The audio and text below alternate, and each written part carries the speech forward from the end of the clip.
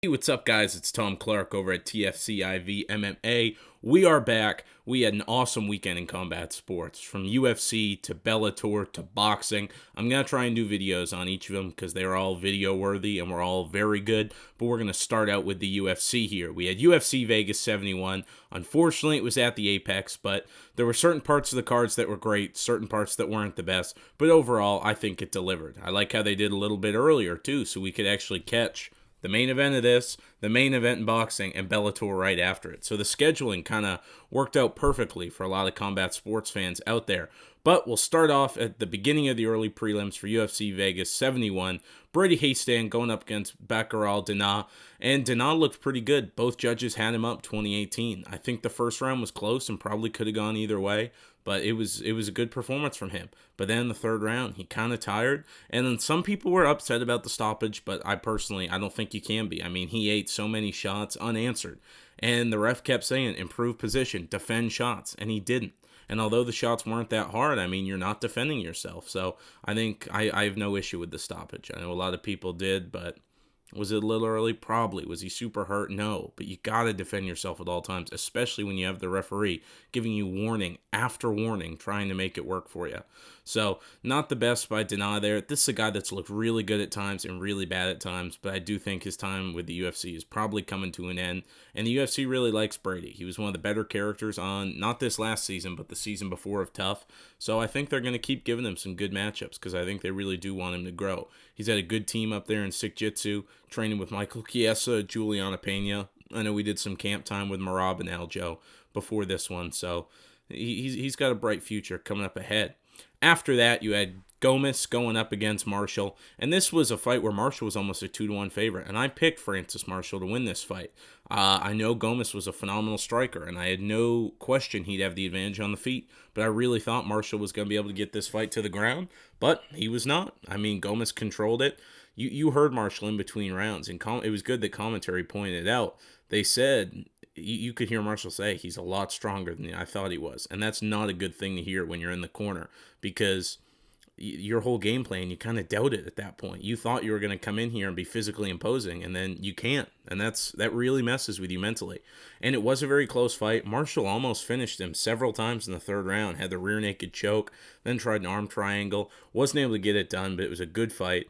A lot of people said it could have gone either way. I agree. If it was close. Some people were saying Marshall was robbed. No, close fights aren't robberies. It was a close fight.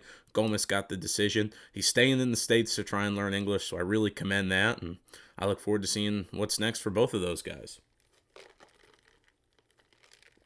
Ugh. Then after that, we had the Battle of the Brothers. We had Mohammed Usman, the tough winner, going up against Junior Tafa, and this was the one a lot of us were looking forward to. We thought this one's got to end in a knockout. And there were several times where it looked like it was going to end in a knockout. I mean, Muhammad Usman did gas, and Junior Tafa was kind of teeing off at him at certain points. But Mo Usman kind of leaned on the wrestling in the later rounds, in rounds 2 and 3, and really just controlled Tafa for a majority of the fight. We had another fight or later on in the night that was like that. One guy was teeing off, landing, although he did drop his opponent, which Tafa wasn't able to do. But the other guy had the wrestling advantage, and in both times, those fighters won, according to the judges. So, not the fight we were hoping for. A little anticlimactic for what we were thinking, but hey, it is what it is. Muhammad Usman gets his first official UFC win. That's not tough, and I look forward to seeing what's next for him. He's got a star-studded corner there with Kamaru, so it's going to be good. After that, we had Norma Dumont going up against Hossa, and another one, not the best fight. Hossa came alive late in that third round, and a lot of people thought she would be able to kind of steal the fight, it seemed. But Norma Dumont won rounds 1 and 2, really used the clinch work. There was a lot of clinching. I really think Tognoni should have broken up, personally, but it is what it is. Very anticlimactic fight, but good win by Norma Dumont. After that, you had Jackson going up against Yaha. I'm sorry, not the best. Having a little brain fart right there. But this was a phenomenal fight from Jackson.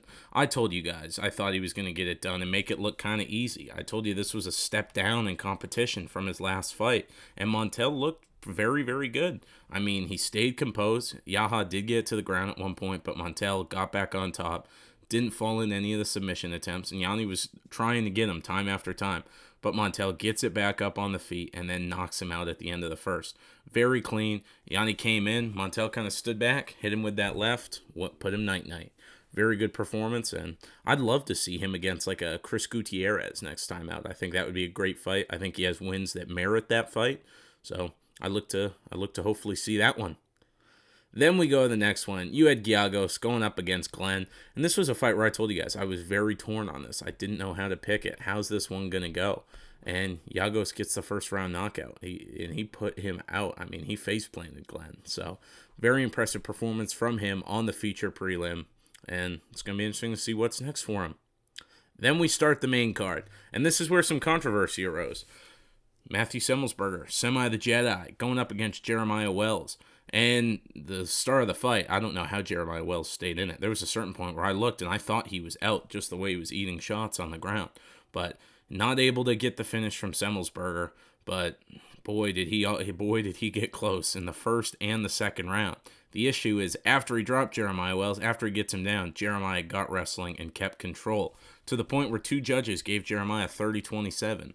Even though he was dropped twice in the first round and once in the second round.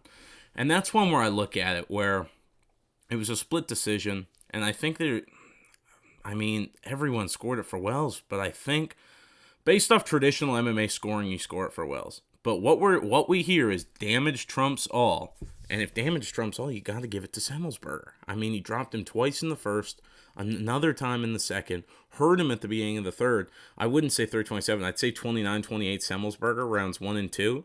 But I don't know. I had no issue with Wells getting it because he did have the grappling control time. And in traditional MMA scoring that we're used to, he'd win that fight. But all we hear about all the time is damage trumps all, damage trumps all. Well, then Semmelsberger should have gotten the nod on that one. But hey, it is what it is.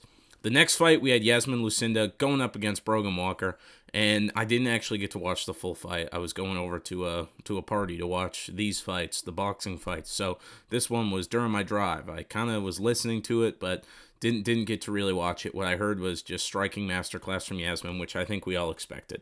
I told you guys I was somewhat worried because it seems like every time there's a women's MMA fight and there's a veteran that's a heavy underdog, she always kind of pulls it out. But Yasmin didn't let her do this one. I've heard kind of tore her up on the feet. I didn't get to watch it fully, but good performance by Yasmin and not the best by Brogan Walker. After that, we go to Bobby Green versus Jared Gordon. This was a fight I was really excited for. I told you guys I was picking Bobby Green, but the odds should have been much closer. This was a very, very competitive fight. But unfortunately, shit happens. And what we thought was a clean knockout by Bobby Green was actually a headbutt. And that sucks for both guys because Bobby's just doing his job. He sees Jared Gordon go down. He doesn't know if it was the headbutt, the jab. He finishes up and kind of puts Jared Gordon out. And then Jared Gordon gets knocked out from a headbutt. So it sucks. It's deemed a no contest, which is the right call. I know Bobby Green wasn't the happiest. He wanted his win money and all that. But hey, it is what it is. I think another guy that has a real right to be pissed off about that is Chris Curtis. I mean, Chris Curtis had the same thing happen against Kelvin, but the fight just kept going, and he ends up losing the decision, mainly due to the visuals in that round. So kind of sucks for him. Sucks for Jared Gordon and Bobby Green. No one likes to see that happen, but shit happens. It is what it is. Wish we could change it, but we can't. Then we go to the co-main event of the evening. We had Bruno Silva going up against Brad Tavares. I told you guys, I was picking Silva because he looked to be in the best shape of his life, and I really thought just these miles are getting to Tavares. He's had so many wars, so many of these fights, and you kind of saw it. Every time Silva kind of landed clean, it was rocking Brad Tavares, and they kind of went back and forth. Brad caught Bruno with a couple. Bruno caught Brad with a couple, but it ends up being the knockout from Bruno Silva. Brad thought it was an early stoppage. A lot of people thought it was an early stoppage, but I will say the visuals were not great. It looked like Brad Tavares was out. It was almost like the Robbie Lawler, Ben Askren, where you're like, damn, man, I feel bad for you because I know you weren't out, but the visuals made it seem like you were out. I mean, he gets hit, he flops, eyes roll back. You're like, man, it's over. Then the fight gets stopped, and he's like, hey, I'm right here. What's going on? So it kind of sucked to see it, but good win by Bruno Silva. I told you guys I thought he had it in him. I thought the GM3 performance, it was all going to come down to could he eat the shots, because it didn't look like it in the GM3 fight. It looked like all those shots from Pereira that he ate ended up compromising the chin, but no, sir. He took some shots from Brad Tavares and went out there. what that fight also showed me is you really, really got to feel for Gregory RoboCop Rodriguez. Gregory was supposed to fight Brad Tavares back in January, and that really would have gotten him close to the rankings, possibly into the top 15. And then he ends up fighting.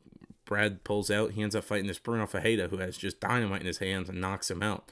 So you really feel for Gregory Rodriguez there, because after watching that fight, you really think Gregory probably would have gotten a win. So feel for him, but hey, can't change things. Pullouts happen, unfortunately. Then we go to the main event. Sergey Pavlovich going up against Curtis Blades, and I told you I was picking Pavlovich. The guy has dynamite in his hands. It's tough to pick against him. And I told y'all, if Curtis falls in love with the hands, because he knocked out Dawkins, shit's going to go south. And what happened? Curtis fell in love with the hands. I mean, there's no other logical reason for him standing there.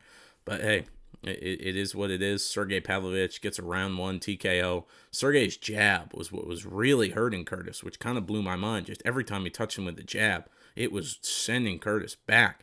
And then he ends it with a right hand, kind of puts Curtis out on his feet, lets him fall over, finishes it up with ground and pound. So just an awesome performance there by Sergey Pavlovich. You're happy to see him get the win, and you got to sit out for a title fight if you're him. I mean, it's going to be Stipe versus John, and I really do think John's going to retire after Stipe.